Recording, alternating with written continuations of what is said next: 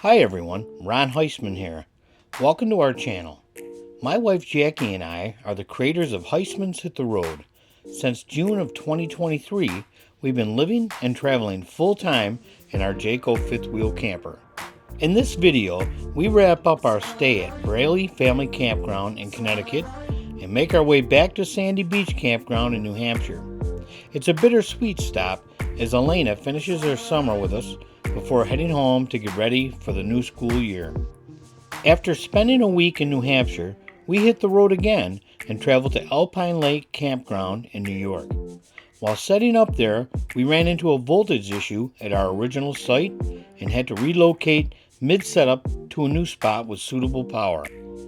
Fortunately, all was well from there, and both B, our beloved camper, and Max, our reliable Duramax truck, got a well-deserved bath. We've featured tours of both campgrounds in previous videos, and we'll link those in the description below. Thanks so much for joining us on our journey. The adventure starts now.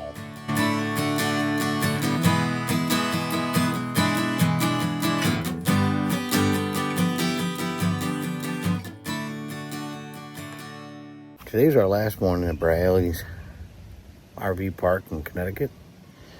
I had to go down and get my propane tank that I left up there to be filled yesterday.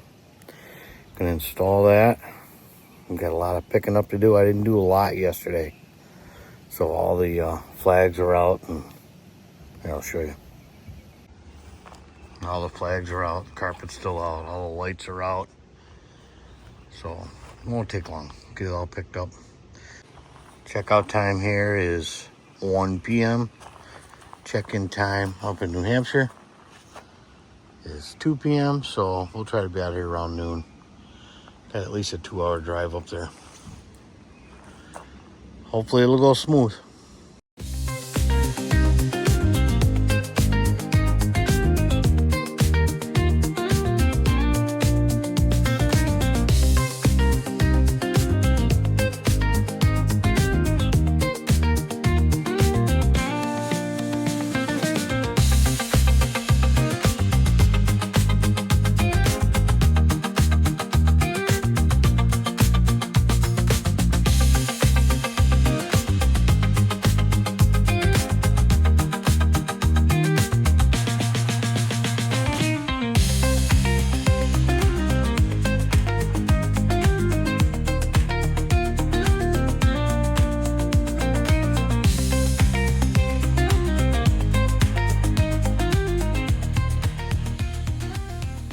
We're safely at our next destination. We're back at Sandy Beach in Kentucky, New Hampshire. The weather's broke as far as temperature. It's in the mid 70s right now, as opposed to yesterday in Connecticut where it was 95. Problem is, it's really super humid. I mean, you can see the humidity in the air, it's everywhere. Yeah, very humid, moist. This campground is really tight, a lot of trees, the corners are tight. Some of the sites are small and short.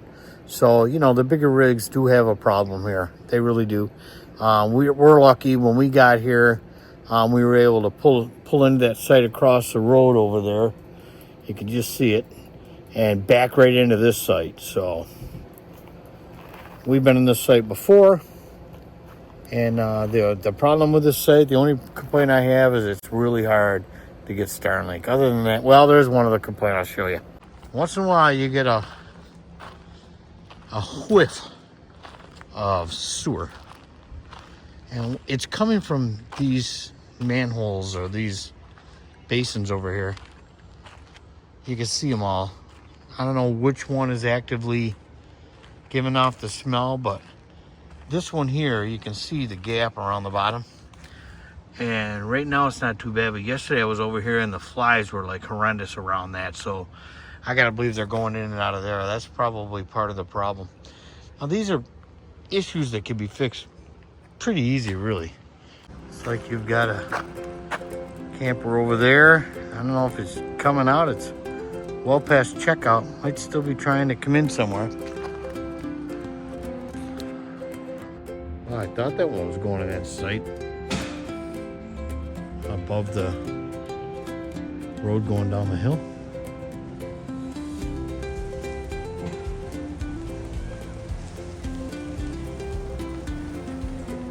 Let's see where it ends up going.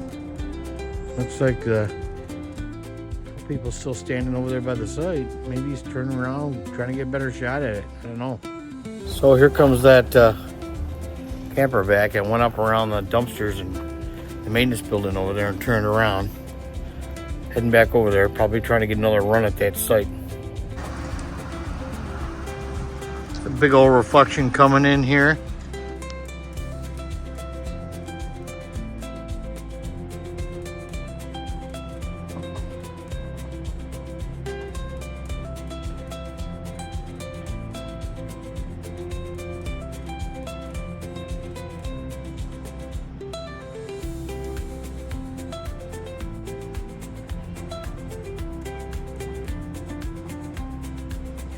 I mentioned that this park is very close quartered. I don't know where he's headed, but wherever he was headed, looks like he changed his mind. He just went up this road. Oh, looks like he might be trying to come back.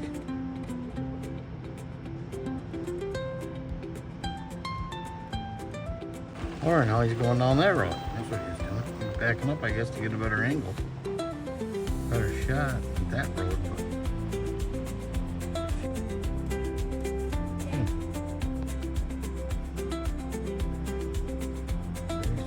Around. I don't know.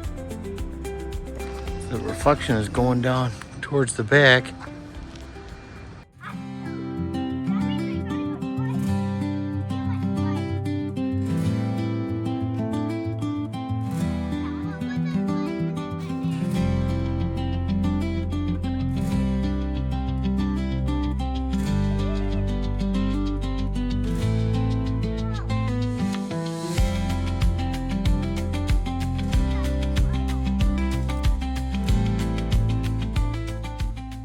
So it's bow shed day and we're bugging out of Sandy Beach, Thousand Trails in Kentucky, New Hampshire. We're going to Alpine Lake in Corinth, New York.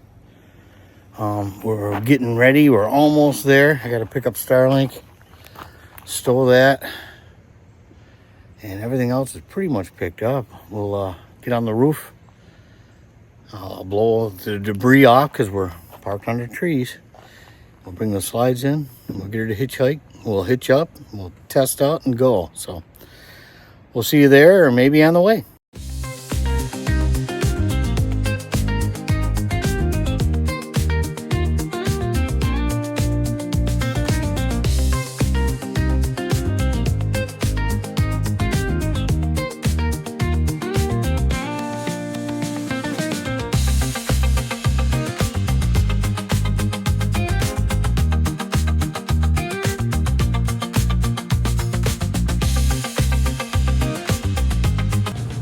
Well, we just crossed over from Vermont to New York. We came across Route 4, beautiful drive. We did hit some rain, but it takes you through, like, if you're going east to west like we just did, it takes you through Woodstock and then Killington and Rutledge. Just a beautiful drive, even in the rain, so, yeah. So we're in New York State. We've got about an hour and a half left. And we'll be at the campsite in Corinth. So, thanks for coming along. So, Alpine Lake, we got here. We're in the same site we were here last time, 156. And, you know, we got all level and I hooked up the water and all of a sudden, we kept losing power. And the breaker wasn't tripping, but the watchdog, you know, our surge protector, was seeing voltage drop below 104 volts, so it shuts it off, and it kept resetting it after it saw good voltage above 104 for 90 seconds, but it wouldn't run for more than a minute. So I just got done with the park manager and a couple of the rangers, or at least one of the rangers, and we found another site and we're going to put us 2 sites down. So we're going to bring the slides in and move down. Now, when I put the watchdog on, I check line voltage without drawing anything, It's showing right now 116, but I saw it earlier at 111. So down there where they're moving us to, we have 120 volts on both legs. So this is a 30 amp service. And of course, you know, trying to explain that to the park manager that, you know, his problem, you know, in his head, the problem is we have a 50 amp unit and we're plugged into 30 amps. I said, yeah, but we're drawing less than 20 amps. So had that conversation. But they, you know, they're helping us out. We're moving, and so it's a pain in the butt, but got to do it. All of a sudden, I heard Jackie gasp. She was cleaning under the sink. And, yep, first time we've seen it in 2 years, but there's mouse poopies down there, so we're gonna do a thorough deep clean. I'll get the traps out, and yep, hopefully we don't have a bad infestation. But everybody goes through it. Now we're going through it.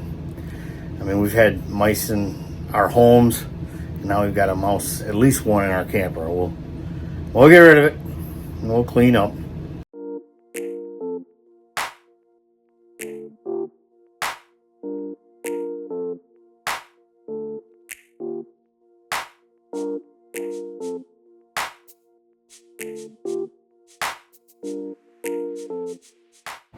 Time to wash the camper. The truck's a mess too, but you know, I've scoured the rules here at Alpine Lake, and it says nothing about washing vehicles or campers, so I'm gonna go ahead and do it. If I get stopped, you know, and I can always wash the truck at a car wash, but the camper, I'm gonna get after it.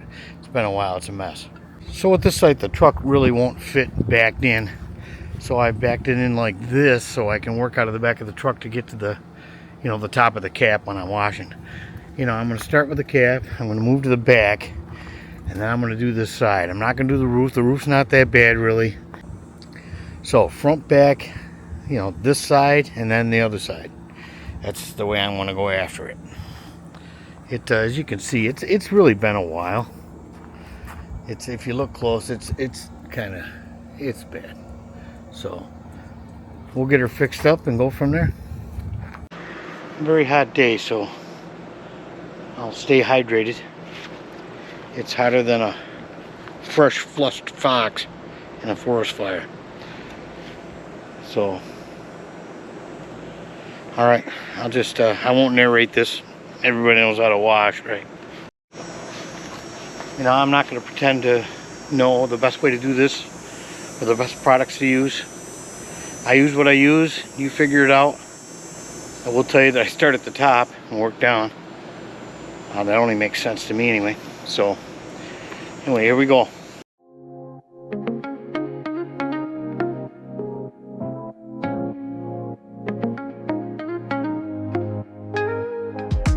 Woke up late, missed the morning glaze, but the sunlight hits in so many ways. Grab my shades and hit the streets. No plan, chasing vibes like seashells in the sand. So normally I put Starlink on the roof whenever I can. This time it's over by the road to give me a better view because of the trees behind me.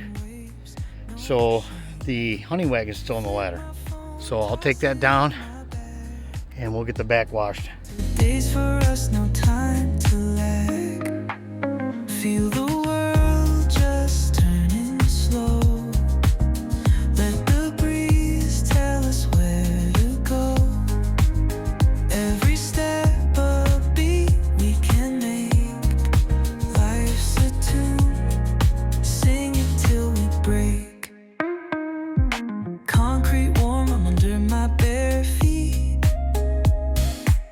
Crowds moving like a heartbeat.